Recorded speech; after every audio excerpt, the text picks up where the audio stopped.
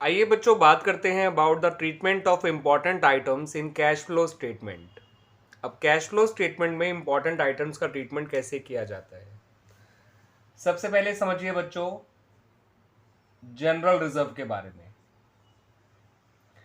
मैं general reserve बोल रहा हूं बट इसकी जगह आपका debenture redemption reserve, investment fluctuation reserve या वर्कमैन कंपनसेशन रिजर्व भी आ सकता है। इसमें जो करंट ईयर वैल्यू होती है और जो प्रीवियस ईयर वैल्यू होती है उनका डिफरेंस, अगर आपको 2 साल की बैलेंस शीट दे रखी है और अगर उन्होंने खुद कह रखा है amount transfer to general reserve तो फिर तो कोई दिक्कत ही नहीं है। लेकिन अगर आपको 2 साल के फिगर्स दे रखे हैं तो आप ऐसे निकाल लीजिएगा और उसको प्लस कर दीजिएगा ऑपरेटिंग एक्टिविटी में। और कहाँ प्लस करेंगे? बिल्कुल प्रॉफिट में प्लस करेगा, बिल्कुल स्टार्टिंग में। क्योंकि जब स्टार्टिंग में आपको net profit before tax and extra ordinary items चाहिए होता है तब जनरल रिजर्व प्रॉफिट में प्लस किया जाता है। और भी चीजें प्लस की जाती हैं लेकिन मेनली जनरल रिजर्व भी उनमें से एक होता है। दूसरा है आपका इंटरिम डिविडेंड। तो बच्चों मैं आपको बता दूं इंटरिम डिविडेंड जो होता है ये वो डिविडेंड होता है जो डिविडेंड डिक्लेयर किया गया है ड्यूरिंग द ईयर और साथ साथ पे भी कर दिया गया है। तो इंटरिम डिविडेंड जो भी आपने कैलकुलेट किया होगा करंट ईयर में, ठीक है बच्चों, या दे रखा होगा जितना भी आपको करंट ईयर में, वो ऑपरेटिंग एक्टिविटी में तो होता है प्लस। कहाँ पर प्लस होता है? प्रॉफिट में ही, बिल्कुल जो स्टार्टिंग में दे रखा होता है प्रॉफिट, यानी जो सरप्लस की हेल्प से निकालते हो। Surplus that is balance in statement of PNL. ठीक है, क्या निकालने के लिए? Net profit before tax and extraordinary items. तो ये तो इंटरिम डिविडेंड का एक ट्रीटमेंट है।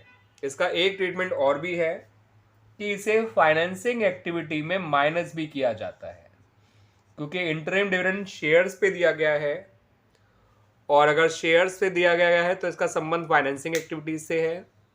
और फाइनेंसिंग एक्टिविटीज में यह माइनस क्यों हुआ? क्योंकि पैसा जा रहा है, दैट्स वाई इसको माइनस किया जाता है। ये ट्रीटमेंट हो गया बच्चों इंटरिम डिविडेंड का। अब बात करते हैं about the treatment of propose dividend. ठीक है बच्चों, प्रपोज डिविडेंड की ट्रीटमेंट के बारे में बात करते हैं। तो प्रपोज डिविडेंड जो होता है ये आपको प्रीवियस ईयर का लेना है, ये बात ध्यान रखिएगा, ना कि करंट ईयर का। आपको क्वेश्चन में हो सकता है दोनों साल के डिविडेंड दे रखे हो प्रपोज्ड, करंट ईयर का भी और प्रीवियस ईयर का भी, लेकिन आपको केवल प्रीवियस ईयर का प्रपोज डिविडेंड लेना है। और ट्रीटमेंट बिल्कुल सेम है जो इंटरिम डिविडेंड का था, यानी ऑपरेटिंग में प्लस करिए और फाइनेंसिंग में माइनस करिए।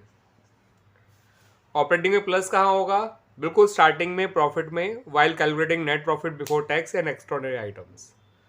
और फाइनेंसिंग में तो माइनस होगा क्योंकि पे किया गया है तो पैसा आउटफ्लो हो रहा है। और फाइनेंसिंग में क्यों माइनस हुआ? क्योंकि आपने ये डिविडेंड पे किया था, ठीक है, और ये डिविडेंड शेयर से जुड़ा हुआ था, इसलिए इसको फाइनेंसिंग में लिया गया। तो ये 3 ट्रीटमेंट समझ में आए बच्चों आपको जनरल रिजर्व का। मैंने कहा है इसकी जगह आप जनरल रिजर्व की जगह आप वर्कमैन कंपनसेशन रिजर्व और आप इसकी जगह डिबेंचर रिडम्पशन रिजर्व या फिर इन्वेस्टमेंट फ्लक्चुएशन रिजर्व भी ले सकते हैं। ठीक है बच्चों,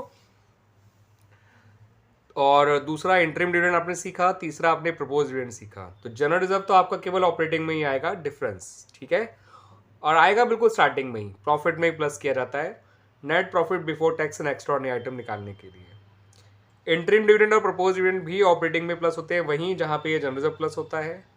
इंटरिम डिविडेंड तो वही लेना है जो आपने इस साल कैलकुलेट किया। प्रपोज डिविडेंड आपको प्रीवियस ईयर का लेना होता है, ना कि करंट ईयर का।